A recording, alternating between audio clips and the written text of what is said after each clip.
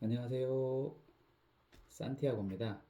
오늘은 2024년 12월 14일 토요일 아침입니다.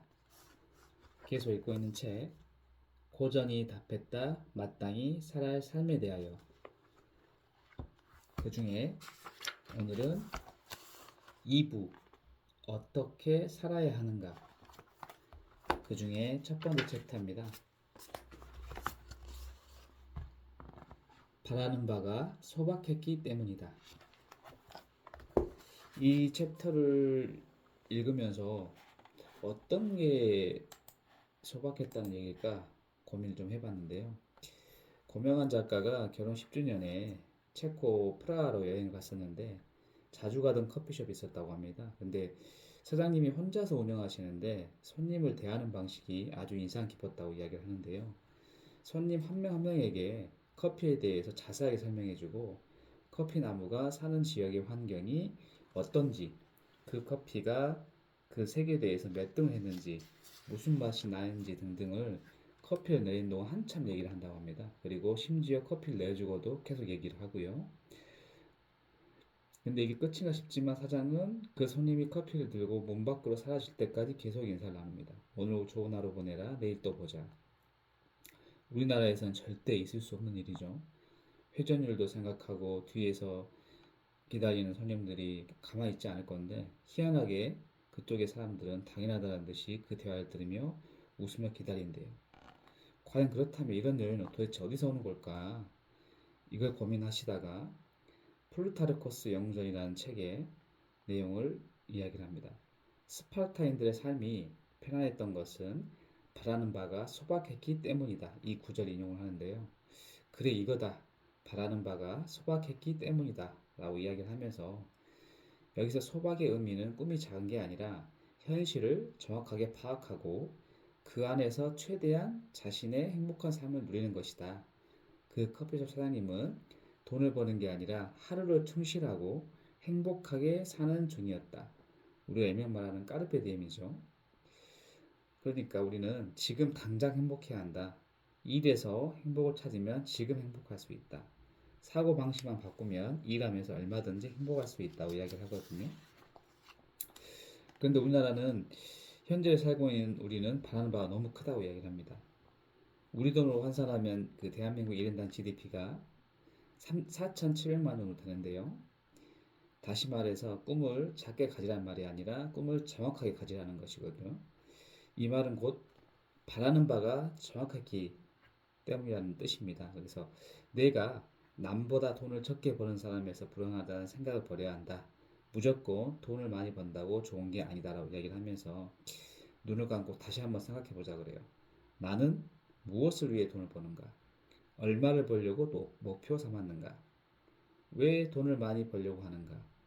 그 많은 돈을 벌어서 어디에 쓸 것인가? 지금 행복한가? 지금 얼마를 벌고 있는가? 그 돈을 벌면서 행복한가라는 질문을 한번 해보라 하거든요. 그래서 본인이 답을 한번 찾아보고요. 여기서 플루타르코스가 말하는 바라는 바가 소박한 삶을 느끼려면 대학로에 가서 그 무대에 있는 배우들 얼굴을 보라. 돈을 뛰어넘어 열정으로 가득한 그 얼굴들을 보라. 그들처럼 돈보다 소중한 그 무엇을 실천하며 사는 사람에게는 결국 나중에 돈이 저절로 따라온다고 이야기를 합니다. 그래서 부디 이 선순환의 철학을 자기 삶에 장착하기 바란다고 마무리합니다. 계속 이 책을 보고 있는데 처음부터 끝까지 울림이 정말 많습니다. 두 번째 읽는데도 다시 읽은 것처럼 왜 이번에 고명한 작가가 교보문고에서 올해의 작가상을 받았고 그리고 10만 부 이상을 판매를 했는지 이해가 되는 책입니다. 그래서 오늘 이 부분을 읽고 느낀 점을 블로그에 써봤는데요.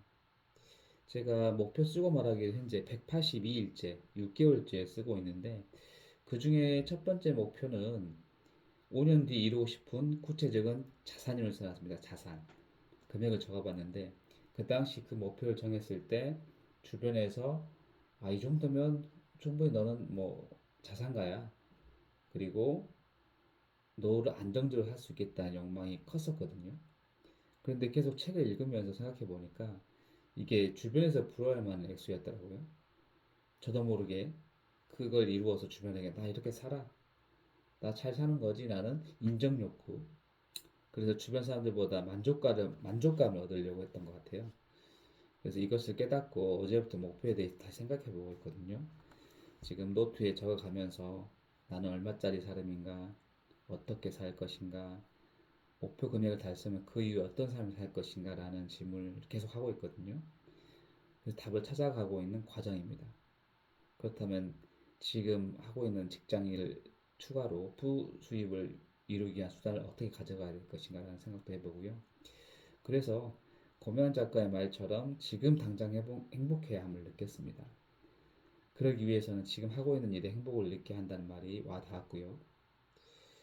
제가 지금 다니고 있는 직장은 11년 차고 지금 처음부터 직장 생활 한 거면 한 20년 차가 다 돼 가는데 과연 지금 그걸 다니면서 일에 대해서 행복함을 느낀 적이 얼마나 있었을까?